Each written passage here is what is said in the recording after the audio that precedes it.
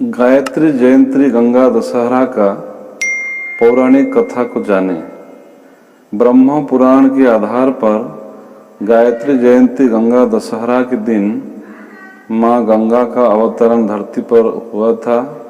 उसी दिन ही भगवान विष्णु के मुख से गायत्री मंत्र का उच्चारण प्रथम बार किया हुआ था।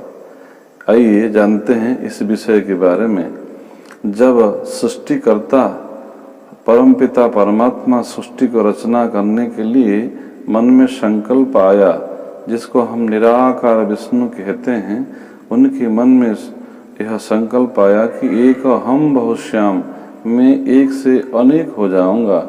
तब एक से अनेक होने की जब संकल्प आया, उन्हीं की नाभि की कमल से ब्रह्मा जी का उत्पत्ति हुई। जब ब्रह्मा जी पैदा हो गए, ब्रह्मा जी को भी ये बोध नहीं था उन्हें क्या करना है।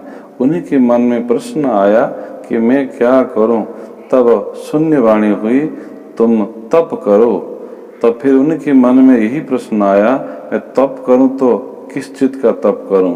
तब शून्य वाणी हुआ गायत्री मंत्र, ओम भूर्भुवः स्वः तत्सवितुर्वरेण्यं भर्गो देवस्य धीमहि धियो यो नः प्रचोदयात्। इस मंत्र को सिद्ध करो। तब ब्रह्मा जी ने गायत्री मंत्र को जप करते हुए तप किया था, सिद्ध किया था, और तब सृष्टि का रचना प्रारंभ किया था।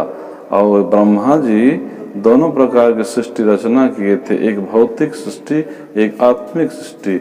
भौतिक सृष्टि का नाम है सावित्री और आत्मिक सृष्टि का नाम है गायत्री।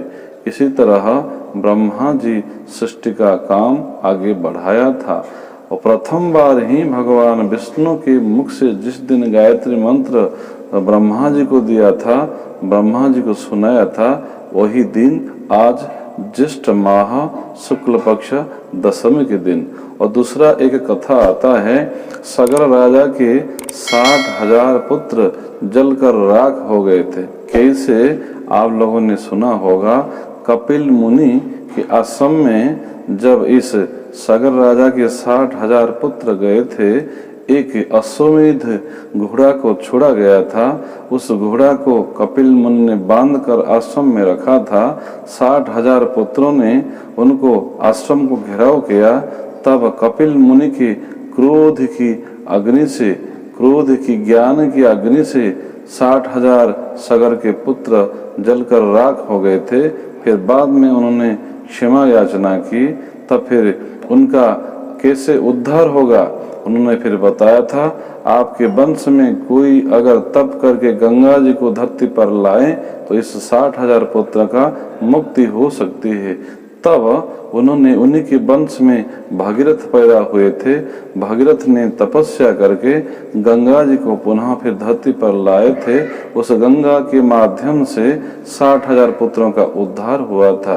यही गायत्री जयंती गंगा दशहरा का वास्तविक पौराणिक आख्यान है।